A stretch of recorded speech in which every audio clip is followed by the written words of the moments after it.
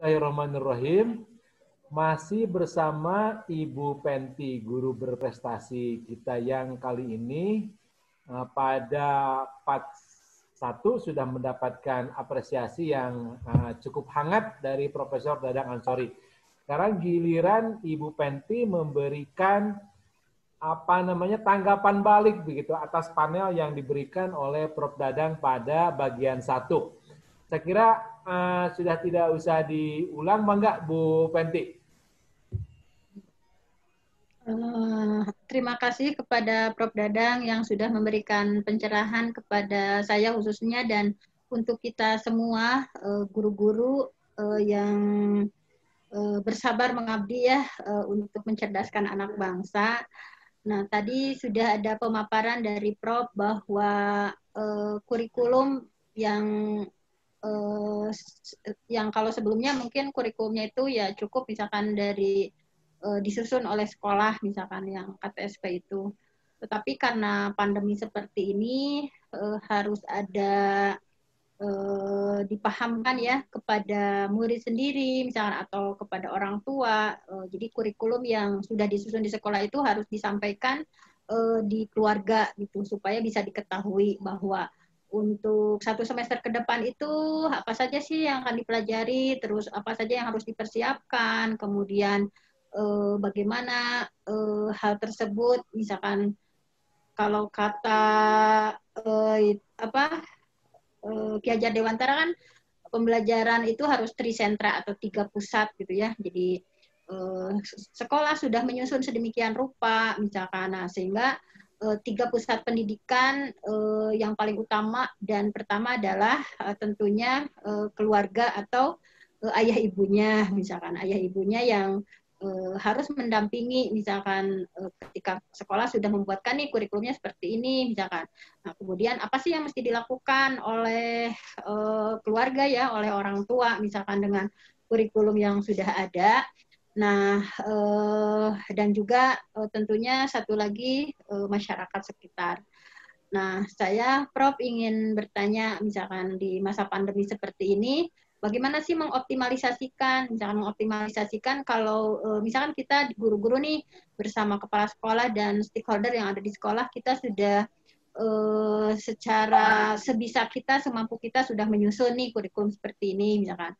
Nah, sementara bagaimana untuk menyadarkan para orang tua, kemudian masyarakat sekitar juga bahwa semuanya harus terlibat, bahwa tujuan pendidikan atau tujuan pembelajaran peserta didik kita bisa tercapai manakala 3 pusat pendidikan ini berjalan secara harmonis. Nah, mungkin seperti itu yang ingin saya tanyakan di sesi pertama ini. Terus saya ingin itu pertanyaan nih lewat Bu Penti nih. Ya, bagaimana silakan, melibatkan ini Prof. Dadang pemimpin-pemimpin informal begitu ya, bahkan ibu-ibu disebutnya itu karakter desa, ibu-ibu kader desa. Bagaimana mereka juga barangkali bisa dilibatkan, Prof. Dadang? Monggo silakan. Betul. Sebetulnya begini Kang Anton, kalau dalam konteks anak ya, sebetulnya kan tugas utama mendidik anak itu adalah tugas orang tua. Gitu. Jadi sebelum yang lain-lain kan sebetulnya adalah orang tua. Idealnya itu kan ya, Bu Penti, Pak Kang Anton. Oleh karena itu sebetulnya yang seringkali tidak konsisten dari diri kita sebagai orang tua adalah kita ingin anak kita itu sebagaimana idealisme ayahnya, bapaknya, atau ibunya. Tetapi dalam praktek keseharian, kita titipkan anak itu ke sekolah, ke pesantren, gitu ya. Kemudian kita hanya ingin tahu hasilnya saja. Tapi prosesnya seringkali kita tidak mau tahu kan gitu. Itu yang terjadi ya. Padahal harusnya sebagai orang tua kita juga mengikuti prosesnya. Tentu saja dititipkan ke sekolah, dititipkan ke pesantren itu bukan berarti menghilangkan tugas utama ayah, tugas utama ibu sebetulnya. Tetapi meminjam tangan kiai di pesantren, ajaran di pesantren, guru di pesantren atau para guru di sekolah misalnya, itu kan sebenarnya kita meminjam tangan sih sebetulnya ya kepada mereka-mereka gitu ya. Jadi Kang Anton menitipkan putra Kang Anton di UPI misalnya, itu kan sebenarnya meminjam tangan sih sebetulnya. Karena memang ada kapasitas yang kita tidak miliki untuk menjadikan anak kita sebagaimana idealisme kita. Jadi kalau saya sih sebetulnya berharap idealisme itu harus ada di orang tua. Karena di sekolah itu, betapapun Bu Penti misalnya sangat kreatif, sangat inovatif di dalam belajar, tentu saja Bu ya, di dalam diri kita tidak ada idealisme untuk anak orang lain ya Bu ya. Anak orang lain harus bagaimana, harus seperti apa. Saya juga sama Bu, mahasiswa saya misalnya dari S1 sampai S3, saya mengajar ya mengajar saja begitu ya. Berkontribusi pemikiran, pengalaman dan lain-lain ya kita gitu. Tapi kita kan tidak sampai pada berpikir seperti ke anak kita ingin seperti apa nantinya. Ya, ingin jadi apa, bahkan seperti itu kan kita kadang-kadang berlebih ya, ingin jadi apa misalnya anak kita itu. Dan itu kan hanya ada pada orang tua, Bu. Nah, hanya ada pada orang tua. Oleh karena itu sih sebetulnya dengan pandemi ini kita disadarkan kembali itu, Bu. Ya. Poin itu disadarkan kembali bahwa sebetulnya idealisme itu harus ada di dalam diri orang tua, jangan dipindahkan idealismenya mah ke para guru karena guru. Iya. Jadi sekali lagi memang guru, silakan Prof. Ya, jadi betapapun banyak guru-guru yang ikhlas mengajar, mengabdi, tetap saja kan idealisme sebagai orang tuanya mah tidak dimiliki. Karena itu bukan anak biologis kan begitu. Bahwa kita seringkali menyampaikan mudah-mudahan anak-anak murid kita menjadi generasi yang baik, menjadi generasi yang unggul, menjadi generasi yang soleh, menjadi pemimpin di masa depan gitu ya, menjadi cukang, menjadi alat jariah kita di kemudian hari kan itu sih sebetulnya bukan dalam tahap idealisme yang seperti orang tua, Pak. Gitu ya. Jadi itu yang tidak boleh hilang di dalam diri orang tua. Sehingga bagi saya sih persoalan belajar itu menjadi sangat teknis. Ya. Menjadi sangat teknis kalau saya sih melihatnya. Ada orang tua yang idealisme belajarnya tidak dipindahkan ke anak ke para guru. Maaf, kita belajar misalnya dari pengalamannya Kiai Haji yang Menteri Luar Negeri itu, Kang Anton, Agus Salim misalnya ya, Kiai Haji Agus Salim. Kan beliau mah tidak menyerahkan putranya ke sekolah untuk beberapa hal misalnya ya. Walaupun ada yang disekolahkan, tetapi kan dididik sendiri. Sekarang juga bermunculan, Kang Anton, orang tua yang membebaskan anaknya mau sekolah formal mau tidak. Kita mengenal istilah homeschooling. Kan sesungguhnya kurikulumnya itu ada di rumah, Bu ya, homeschooling itu. Nah, anak-anak yang sekarang belajar homeschooling, saya kebetulan punya teman, ayahnya itu PhD-nya di Amerika gitu ya, pulang ke sini anaknya tidak bisa beradaptasi Kang Anton dengan sekolah di Indonesia. Akhirnya belajarnya homeschooling. Gitu ya. Ya homeschooling, anak yang homeschooling tidak ada masalah gitu dengan pandemi ini. Karena dia sudah punya pola belajar sendiri, punya kurikulum sendiri. Yang kurikulumnya adalah kurikulum nasional tentu saja ya. Tapi diadaptasi dengan kondisi dia. Nah, penyesuaian itu yang menurut saya sekarang harus ada dalam diri anak. Dan orang tua tentu saja harus paham itu. Jadi bagi saya sih sebetulnya yang paling penting sekarang anak punya pola belajar yang mandiri tadi. Gitu ya. Jadi kalau anaknya dia sudah punya ya kalau saya dulu sama orang tua saya tidak diitah tapi belajar sendiri gitu Bu ya. Jadi kapan harus belajar, kapan ada pola belajar sendiri pada diri anak, itu sesungguhnya dia sudah membangun kemandiriannya. Nah, untuk sampai ke tahap itu tentu saja Bu, ini butuh pendekatan yang panjang. Bu, ini sebelum pada pertanyaan tadi dari Bu Penti, bagaimana memotivasi para guru-guru agar berkreasi ya, sebelum pada Nah, pertanyaan. betul, betul. Nah, jadi itu yang menurut saya ruh itu Bu yang harus dipindahkan gitu ya. Ruh itu yang harus dipindahkan kepada para orang tua. Nah, prosesnya itu tentu saja panjang sekali lagi Bu. Jadi tetapi memang ini harus dilakukan oleh kita. Karena kita kan walau alam ya Bu ya, musibah kita sekarang mungkin betapapun terbatas kita masih bisa komunikasi Bu. Ya, bisa komunikasi melalui Zoom, melalui apa kan masih bisa lah begitu ya, walaupun tidak langsung. Tetapi kita tidak tahu kan dunia ini bergerak, berkembang ke arah mana. Kalau musibah kita tidak ada listrik, kita kembali lagi ke cara tradisional hidup tuh.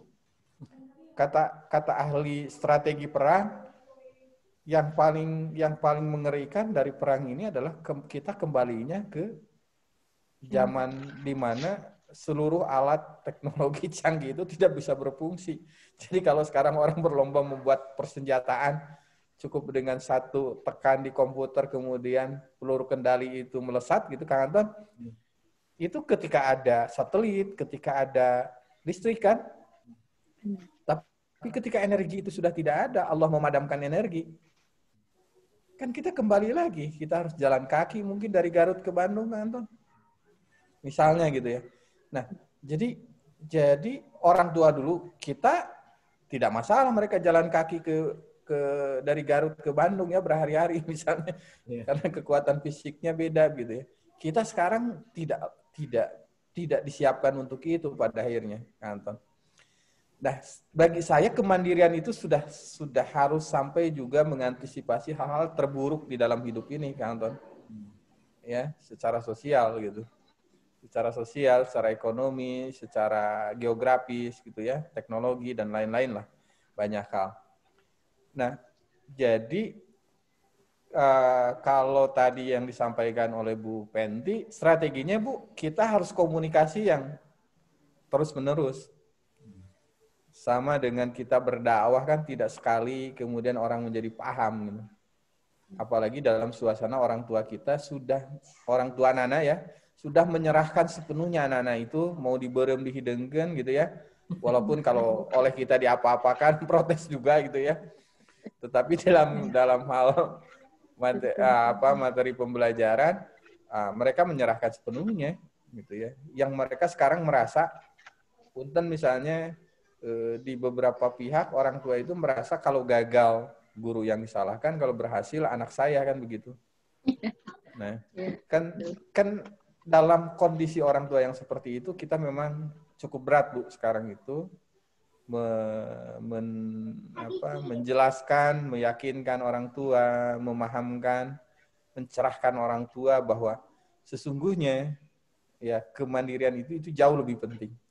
Anak-anak yang mandiri, Kang Anton, anak-anak yang mandiri itu sesungguhnya dia tidak banyak yang tidak butuh formalitas. Saya tadi pagi membaca tulisan tentang Bu Susi ya. Bu Susi cerita, saya ini kelas SD SMP ranking 1 kata beliau. Tetapi saya tidak memilih sekolah karena saya bukan orang yang bisa berlama-lama duduk di bangku sekolah gitu. Gitu ya. Jadi ada orang yang seperti itu merasa duduk dia mendengarkan itu tidak jauh lebih bermanfaat daripada mengerjakan sesuatu misalnya yang bagi dia bermanfaat. Nah, pilihan-pilihan itu bagi saya bukan sesuatu yang naif, Anton. Karena berpendidikan itu bukan berarti kita ada di sekolah secara formal. Kalau mau radikal ya, saya baca banyak buku lah tentang orang-orang yang memilih dia belajar sendiri dan merasa bahwa lembaga pendidikan tidak terlalu kontributif bagi perjalanan hidupnya gitu. Ada pilihan-pilihan yang seperti itu dan itu menurut saya tidak salah di dalam hidup itu. Karena toh dengan formal ataupun sendiri mengambil jalan itu sesungguhnya kita ingin membangun kemandirian kan secara individual gitu ya. Karena anak-anak yang sudah mandiri mah tos hideng panton ya. Jadi anak-anak yang hidang gitu ya, mereka sudah tahu tugasnya, mereka yang sudah tahu kan gitu kan. Kan sebetulnya orang tua kita dulu menghendaki kita ini menjadi anak yang ya sederhana kan filosofisnya, jadi anak yang hidang gitu. Gitu. Jadi terkedah dititah kan gitu. Nah, jadi justru anak yang sering kita tegur, yang sering kita suruh, itu kan sebetulnya mereka yang belum punya pola dan belum punya tugas, belum memapping tugas dirinya itu apa. Tugas perkembangan dirinya, tugas psikologis dirinya, tugas sosial dirinya itu yang belum ada. Nah, sesungguhnya ini yang kita kembangkan. Nah, dan lagi-lagi orang tua harus juga terlibat dalam hal itu. Nah, secara sosial, Kang Anton, yang tadi ditanyakan Kang Anton, juga bagus kalau terlibat lembaga-lembaga di luar sekolah, di luar keluarga misalnya. Karena seringkali begini, nilai maupun lah yang disampaikan di sekolah dan di rumah, seringkali rontok di masyarakat kan Bu ya. Kita mengajarkan bagaimana supaya anak-anak kita berperilaku jujur, tidak berbohong. Tahu-tahu di masyarakat kita yang kita tonton, yang kita baca terlalu banyak kebohongan, rontok sebetulnya ya ajaran yang kita sampaikan itu. Nah, kita butuh pranata sosial yang mendukung itu. Jadi pranata sosial apapun yang ada di masyarakat kita harus menjadi bagian dari tegaknya nilai-nilai yang diajarkan di ruang formal pendidikan, gitu ya, atau di ruang keluarga, gitu ya, yang itu jauh lebih kuat, gitu ya. Oleh karena itu kita seringkali meyakini, Kang Anton, bahwa lisanul hal afsahu min lisanil maqal kan gitu ya. Contoh dengan perbuatan itu jauh lebih hebat gitu ya, lebih baik daripada dengan instruksi verbal gitu ya, dengan perintah verbal. Karena sebenarnya dalam konteks sosial itu Kang Anton, kita butuh contoh sosial gitu ya. Kita butuh contoh sosial dan kita butuh pranata sosial yang mendukung nilai-nilai yang tadi gitu. Itu barangkali Kang Anton, Bu Penti. Baik, saya kira cukup jelas. Ada pertanyaan kedua barangkali, Ibu Penti, silakan. Mungkin menanggapi dulu ya apa yang Prof barusan sampaikan, bahwa saya sangat appreciate dan setuju sekali dengan pendapat dari Prof bahwa betul bahwa kita itu yang paling pokok, paling utama untuk mendidik anak itu adalah orang tuanya gitu ya, orang tuanya. Dan kami sebagai guru-guru pun memiliki PR besar untuk bagaimana sih menyadarkan kepada orang tua gitu bahwa mendidik anak itu juga adalah sesuatu yang wajib gitu ya, wajib bagi mereka, sesibuk apapun misalkan disisihkan waktu untuk bagaimana untuk memberikan pendidikan kepada putra-putrinya. Sebagaimana dalam hadis ya, mohon maaf Prof, al-ummu madrasatul ula. Apalagi seorang ibu itu adalah madrasah pertama. Madrasah pertama untuk anak-anaknya. Jadi jangan sampai pahala itu ngalir hanya ke gurunya saja, misalkan. Sangat disayangkan ya, misalkan kalau pahala itu hanya mengalir ke gurunya saja, misalkan yang mengajarkan baca, misalkan yang mengajarkan sholat, misalkan yang mengajarkan mengaji, misalkan kalau hanya diserahkan kepada sekolah, nanti pahalanya mungkin yang mengalirnya ke guru-gurunya misalkan. Betul. Nah, saya pun mengajak kepada orang tua misalkan bahwa mendidik itu adalah apalagi seorang ibu tadi madrasatul ula sebagai madrasah pertama itu harus betul-betul. Nah, dalam masa pandemi ini sebagai teguran juga ya kita sebagai orang tua atau khususnya sebagai ibu gitu ya, bahwa pertahanan keluarga itu harus dimantapkan dalam posisi seperti ini, bahwa bagaimana sih kita lihat contoh dari Rasulullah gitu ya, dari Rasulullah misalkan orang tua yang ada gitu ya, saya secara pribadi sebagai orang tua juga mengajak gitu, bagaimana kita di masa pandemi seperti ini pertahanan keluarga kita dikuatkan, metode-metode yang Rasulullah contohkan untuk mendidik putra-putri kita gitu ya, sesibuk apapun, ba'da maghrib misalkan atau ba'da subuh atau pokoknya waktu-waktu yang berkah itu coba untuk dimaksimalkan gitu, untuk dimaksimalkan. Misalkan kalau siangnya pun memiliki kesibukan, misalkan di waktu-waktu berkualitas itu, di waktu-waktu berkah itu coba untuk dimaksimalkan. Misalkan bagaimana Rasulullah mengajarkan untuk mendidik itu dengan hiwar, banyak dialog, bagaimana misalkan tentang suatu topik, tentang apa misalnya, atau dengan tadi Karo Prof sangat setuju sekali dengan uswah, dengan teladan tadi, bahwa lisanul hal afsahu min lisanil maqal, misalkan bahwa contoh kita dari orang tua memperbanyak kebaikan-kebaikan yang dilihat oleh anak, itu lebih berpengaruh daripada ucapan 1000 ucapan yang kita sampaikan. Misalnya kamu harus rajin belajar, kamu harus, tapi orang tuanya malah baca WA misalkan ya, atau terus memegang HP misalkan, kamu harus rajin belajar. Orang tua juga mencontohkan misalkan baca buku atau baca apa, misalkan kamu harus menjadi hafiz Quran. Nah, orang tuanya pun mencontohkan misalkan kamu harus menjadi saintis. Nah, orang tuanya pun misalkan mengajarkan bagaimana misalkan merawat tanaman, kecerdasan naturalnya terbangun dan lain sebagainya. Nah, mungkin seperti itu gitu. Jadi saya secara pribadi misalkan mohon maaf ya, orang tua juga, saya juga memiliki 6 anak itu, alhamdulillah gitu ya, sedikit-sedikit diamalkan gitu. Jadi waktu-waktu tertentu itu ada pembelajarannya, misalkan baca kitabnya, misalkan tahfidznya, misalkan terus literasinya, misalkan apa yang sudah dibaca anak, tadi yang sudah dibaca itu tentang apa ya, misalkan coba bisa disimpulkan apa yang sudah dibaca dan sebagainya, itu dengan sederhana-sederhana, sedikit-sedikit, tetapi insya Allah akan memberikan pengaruh atau dampak untuk putra-putri kita. Jadi saya sangat sepakat dengan Prof bahwa kita sebagai orang tua harus memaksimalkan diri, sebagai dalam surat At-Tahrim ya, itu adalah fardu ain untuk secara individu gitu, bukan hanya sebagian orang tua saja, tetapi itu adalah fardu ain yang insya Allah nanti kita akan diminta pertanggungjawabannya. Ketika putra-putri kita beramal soleh, kita pun akan mendapatkan, ketika kita mendidik dengan baik, maka walaupun kita sudah meninggal, catatan amal kita akan terbuka lebar. Nah, mudah-mudahan seluruh orang tua memiliki kesadaran gitu ya, sedikit demi sedikit, bahwa mendidik putra-putri kita itu adalah kewajiban dari kita sebagai orang tua. Dan juga kepada di masyarakat juga tadi ya, pranata sosialnya, misalkan alhamdulillah di daerah-daerah tertentu ada yang peduli, misalkan ini tidak ada kuota, maka di desa-desa tertentu disediakan misalkan ada orang tua yang berkumpul gitu ya, membimbing, misalkan ada 7 anak, satu pembimbingnya, misalkan di masjid, ada yang dikumpulkan di masjid, ada yang di madrasah dan sebagainya. Jadi ada kepedulian.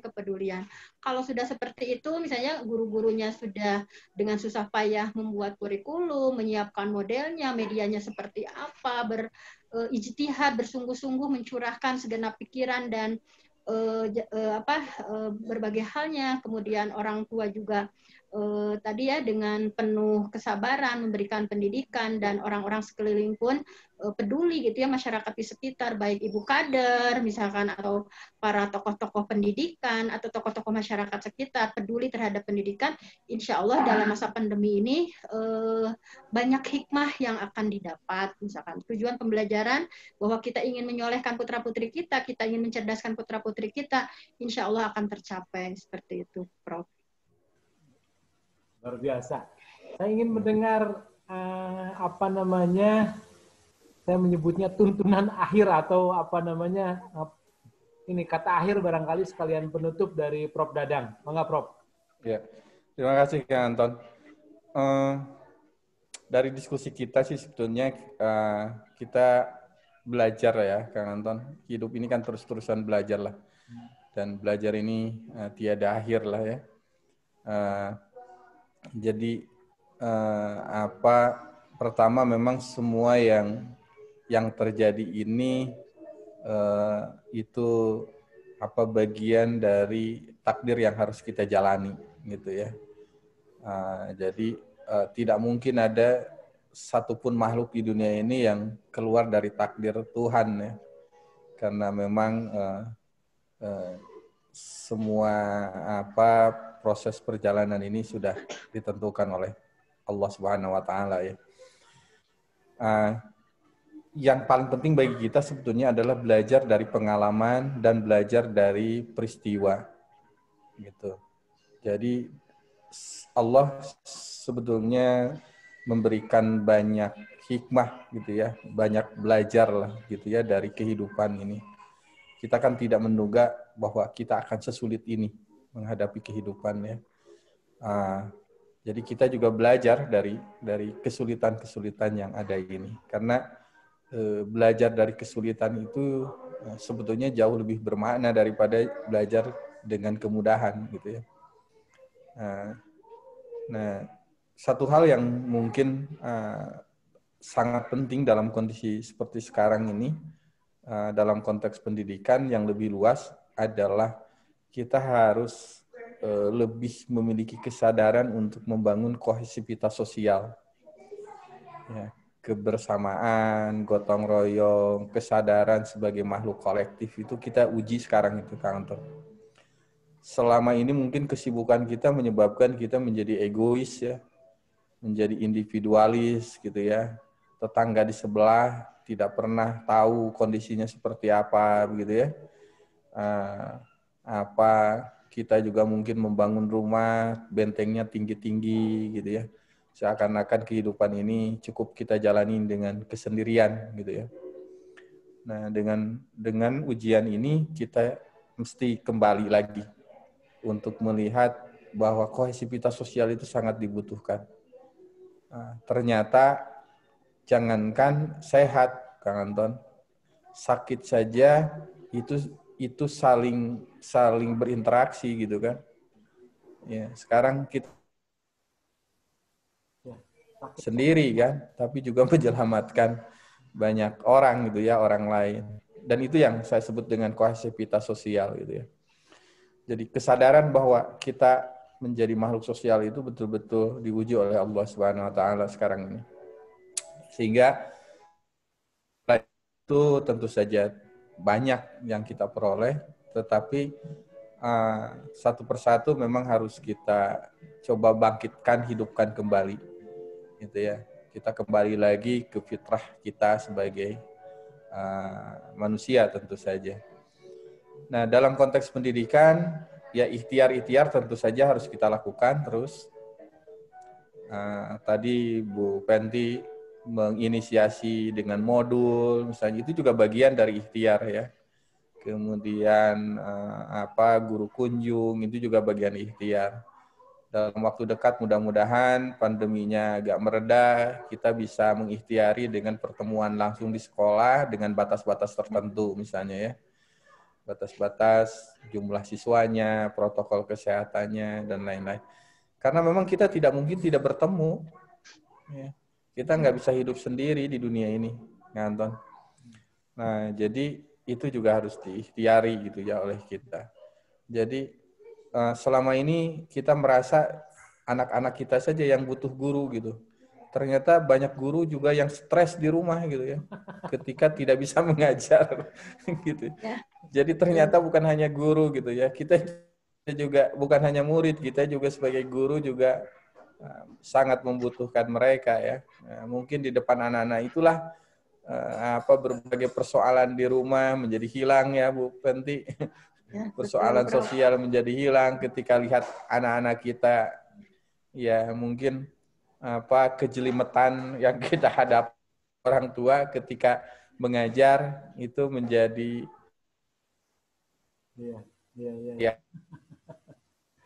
kan itu juga sesuatu yang tidak kita sadari gitu ya. Sesuatu yang tidak kita sadari sebetulnya bahwa merindukan kehidupan dunia yang butuh keceriaan itu ya, betapapun misalnya usia kita berbeda dengan mereka.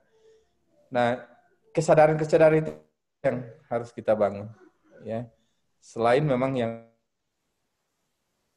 kesadaran agar dia tidak bergantung pada seseorang ya. Jadi sekarang kita bergantungnya betul harus kepada Allah gitu ya. Ya di sekolah bergantung pada guru juga nggak bisa sekarang itu. Nah, kita secara kolektif sebagai manusia di planet bumi ini bergantung pada teknologi nggak bisa juga. Gitu ya. Jadi sekarang ini betul-betul Betul-betul kita diingatkan untuk segera pulang ke Allah ya. Spiritual itu yang harus kita bangun begitu ya. Selain memang secara instrumen sosial yang tadi sudah dilakukan itu bisa kita kembangkan gitu ya. Karena tetap saja ikhtiar harus maksimal.